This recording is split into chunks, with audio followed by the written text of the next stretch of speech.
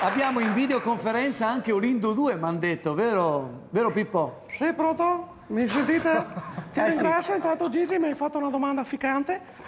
Ma niente, allora io volevo dire, analizzando la partita di ancora, intanto sono d'accordo con Lindo, le passerelle facciamole fare le passerine. Comunque, però volevo dire, oggi Verona applica la tecnica del Liga or Liga Bisso, ovvero ligare l'avversario nella sua metà campo e straccarli per poi infilarli di rimessa.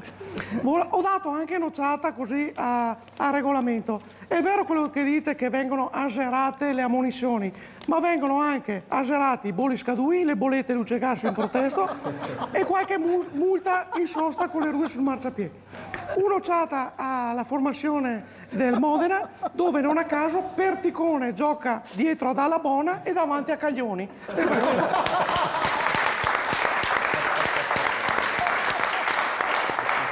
Bravo Beppe, bravo Beppe.